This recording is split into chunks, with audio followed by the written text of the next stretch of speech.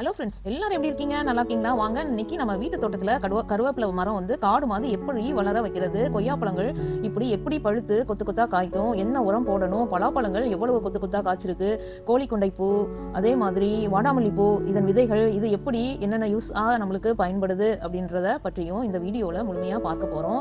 Skip பண்ணாமல் கடைசி வரைக்கும் பாருங்க. கண்டிப்பாக உங்களுக்கு இந்த வீடியோ யூஸ்ஃபுல்லாக இருக்கும். ஃப்ரெண்ட்ஸ், வாங்க வீடியோக்குள்ளே போகலாம். முதல்ல நம்ம வீட்டு தோட்டத்துல இருக்கும் இந்த கருவேப்பிலை மரத்தை பாருங்க ஃப்ரெண்ட்ஸ். மரத்தை பார்க்கும் போதே உங்களுக்கு தெரியும் எப்படி காடு போல நல்லா செழித்து வளர்ந்துருக்குன்னு. ஆனா நம்ம இது எதனால இப்படி வளர்ந்துருக்குன்னா, நாங்க தொடர்ந்து கோழி எச்சம் உரம் போட்டதால இப்படி காடு மாதிரி நல்லா செழிப்பா வளர்ந்துருக்கு ஃப்ரெண்ட்ஸ். இலைகள் எல்லாம் அடர்த்தியா இருக்கு, நிறமும் நல்லா கருமை கலந்த பச்சை நிறமா ஆரோக்கியமா இருக்கு ஃப்ரெண்ட்ஸ். கருவேப்பிலை செடிக்கு நாங்க மாதத்துக்கு ஒரு முறை இல்லைன்னா 20 நாளுக்கு ஒரு முறை கோழி எச்சம் உரம் கொடுக்குறோம் ஃப்ரெண்ட்ஸ். நேரடியாக அதிகம் போடக்கூடாது, கொஞ்சம் மண்ணோட கலந்து போட்டா நல்ல ரிசல்ட் இருக்கும் ஃப்ரெண்ட்ஸ். இந்த கருவேப்பிலை நம்ம உடம்புக்கு ரொம்ப நல்லது ஃப்ரெண்ட்ஸ். முடி உதிர்வதை குறைக்கும், ரத்த சோகை வராமல் பாதுகாக்கும், செரிமானத்துக்கும் இந்த கருவேப்பிலை ரொம்ப நல்லது. சர்க்கரை நோயை கட்டுப்பாட்டுக்குள்ள வச்சுக்கும். நம்ம வீட்டுல தினமும் சமையலில் பயன்படுத்துற இந்த கருவேப்பிலை நம்ம வீட்டிலேயே இயற்கையா வளர்ப்பது ரொம்ப நல்ல விஷயம் ஃப்ரெண்ட்ஸ். இப்ப பாருங்க நண்பர்களே, இந்த கிளைகள் எவ்வளவு புதிய தளிர்கள் வந்திருக்குன்னு. கோழி எச்சம் உரம் போட்டதால செடி ரொம்ப ஆரோக்கியமா வளருது. அடுத்தது நம்ம பலாப்பழ மரத்தை பார்க்கலாம் வாங்க. இந்த பலாப்பழ மரத்தின் தண்டை பாருங்க ஃப்ரெண்ட்ஸ். தண்டு எவ்வளவு வலிமையா இருக்குன்னு. இலைகளும் பெரிய அளவுல வளர்ந்துருக்கு, நிறைய காய்கள் பிடிச்சிருக்கு. நாங்க மாதத்துக்கு ஒரு முறை இயற்கையான உரம் போடுறோம் ஃப்ரெண்ட்ஸ். அதுல கோழி எச்சமும் மாட்டு சாணமும் கலந்து இந்த கலவையை நாங்க உரமா போட்டதால இதன் வளர்ச்சி நல்லா வளர்ந்துருக்கு. அதிக காய்கள் பிடிச்சிருக்கு. நம்ம வீட்டிலேயே நட்டு வளர்த்த மரத்துல காய்கள் காய்த்து பழுத்து நம்ம அதை பறிச்சு சாப்பிடும் போது கிடைக்கிற சந்தோஷமே வேற லெவல் ஃப்ரெண்ட்ஸ். அடுத்து நம்ம அதனோட பயன்கள் என்னென்னு பார்க்கலாம் வாங்க. உடம்புக்கு ரொம்ப சக்தியை தருது பலாப்பழம். நார்ச்சத்து அதிகம் இருக்கிறதால செரிமானத்திற்கு ரொம்ப நல்லது ஃப்ரெண்ட்ஸ். விட்டமின்கள் நிறைய இருக்கு பலாப்பழத்துல. பலாப்பழ விதையும் சாப்பிடலாம் ஃப்ரெண்ட்ஸ். இது நம்ம உடம்புக்கு நல்ல சத்துக்களையும் கொடுக்குது. இந்த பலாப்பழ காயை பொரியலா செஞ்சு கூட சமைச்சு சாப்பிடலாம். பழத்தை சிப்ஸ் போட்டும் சாப்பிடலாம், ரொம்பவும் டேஸ்டா இருக்கும் ஃப்ரெண்ட்ஸ். கண்டிப்பா நீங்க ட்ரை பண்ணி பாருங்க. நெக்ஸ்ட் பலாப்பழ ரெசிபி நான் உங்களுக்கு கண்டிப்பா அப்லோட் பண்றேன் ஃப்ரெண்ட்ஸ். நெக்ஸ்ட் நம்ம பார்க்க போறது என்ன, கொய்யா மரத்தை தான் நம்ம இப்போ பார்த்துட்டு இருக்கோம். இந்த கொய்யா மரம் இப்ப பாருங்க எவ்வளவு செழிப்பா வளர்ந்துருக்குன்னு. கிளைகள் எல்லாம் முழுக்க இலைகளா இருக்கு, அதோட நிறைய பூக்களும் காய்களும் பூத்திருக்கு. இந்த மரத்துக்கு நாங்க கோழி எச்சம் உரம் போட்டோம், அதனால வளர்ச்சி வேகமா இருக்கு ஃப்ரெண்ட்ஸ். கொய்யா மரத்துக்கு அதிக தண்ணீர் தேவைப்படாது, மண்ணும் கொஞ்சம் ஈரமா இருந்தா மட்டும் போதும். இப்போ இந்த கிளையில இருக்கிற கொய்யா பழங்களை பாருங்க ஃப்ரெண்ட்ஸ். பார்க்கும்போதே எவ்வளவு அழகா கொய்யா பழங்கள் காய்த்து தொங்குதுன்னு.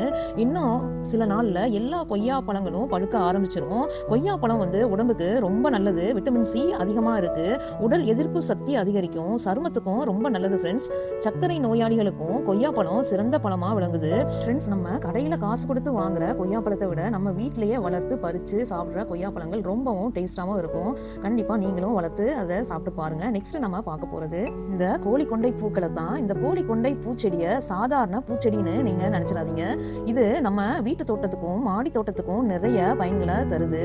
முதல்ல பூக்கள் ரொம்ப கலர்ஃபுல்லா இருப்பதால தேனீக்கள் பட்டாம்பூச்சிகள் மாதிரி பாலினேஷன் செய்யும் பூச்சிகள் அதிகமா தோட்டத்துக்கு இந்த கோழிக்கொண்டை பூக்கள் இருப்பதனால வருது ஃப்ரெண்ட்ஸ். அதனால நம்ம காய்கறி செடிகளுக்கும் பல மரங்களுக்கும் நல்ல பாலினேஷன் கிடைக்கிறது. இதனால காய்கள் பூக்கள் அதிகமா வர உதவுது. இந்த கோழிக்கொண்டை செடி ரொம்ப நல்ல வெயிலையும் தாக்கு பிடிக்கும், குறைவான தண்ணீர்ல கூட நல்ல செழிப்பா வளரக்கூடியது.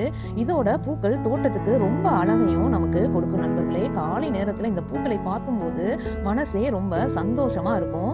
இதோட விதைகளையும் சேமிச்சு மீண்டும் நட்டோம்னா நிறைய புதிய செடிகள் நமக்கு கிடைக்கும். அதனால வீட்டு தோட்டமும் மாடி தோட்டமும் வைக்கிறவங்க கண்டிப்பா இந்த கோழிக்கொண்டை பூச்செடியை வளர்த்து பாருங்க ஃப்ரெண்ட்ஸ். இந்த பூக்களுக்கு அடிப்பகுதியில தான் கருப்பு கலர்ல தெரிகிறது தான் விதைகள். இந்த விதைகளை தான் நம்ம சேமிச்சு மறுபடியும் நம்ம விதைச்சு பூக்களை உருவாக்கலாம். பாருங்க, சின்ன சின்ன கடுகோட சைஸ்ல இருந்து ரொம்ப பொடி சைஸா இருக்கும், அதுதான் ஃப்ரெண்ட்ஸ் இதனோட விதைகள். நெக்ஸ்ட் நம்ம வாடாமல் அதிக பராமரிப்பு தேவையே இல்லை ஃப்ரெண்ட்ஸ். கொஞ்சம் தண்ணீர், கொஞ்சம் இயற்கை உரம் போட்டாலே போதும். காலை நேரத்துல இந்த பூக்களை பார்க்கும்போது ரொம்ப மனசுக்கு சந்தோஷமா இருக்கும் ஃப்ரெண்ட்ஸ். இந்த பூக்களும் நிறைய விதைகளை தருது. பூ காய்ந்த பிறகு அதன் உள்ளேயே இருக்கும் விதைகளை சேகரிச்சு அடுத்து சீசன்ல நம்ம மீண்டும் நட்டோம்னா நிறைய செடிகள் நமக்கு கிடைக்கும். வீட்டிலேயே விதை சேமிச்சு செடி வளர்ப்பது ரொம்பவும் சந்தோஷமான விஷயம் நண்பர்களே.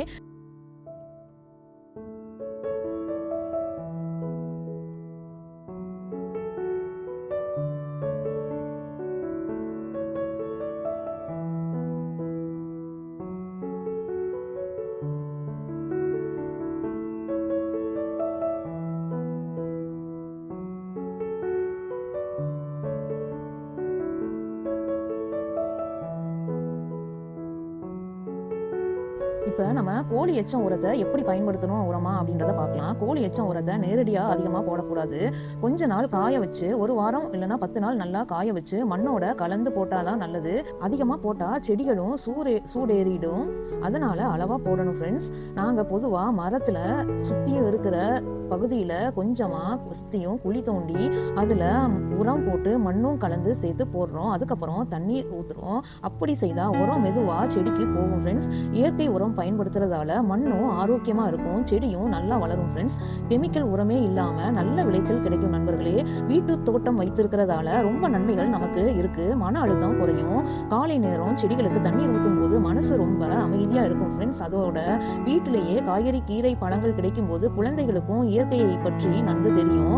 சின்ன சின்ன விதையிலிருந்து பெரிய மரம் வரை வளர்றதை பார்க்கும்போது ரொம்ப சந்தோஷமா இருக்கும் ஃப்ரெண்ட்ஸ். இந்த வீடியோ உங்களுக்கு பிடிச்சிருந்தா லைக் பண்ணுங்க, கமெண்ட் பண்ணுங்க, சப்ஸ்கிரைப் பண்ணுங்க, ஷேர் பண்ண மறக்காதீங்க. மீண்டும் ஒரு புதிய வீடியோவில் சந்திக்கலாம் ஃப்ரெண்ட்ஸ். Happy gardening.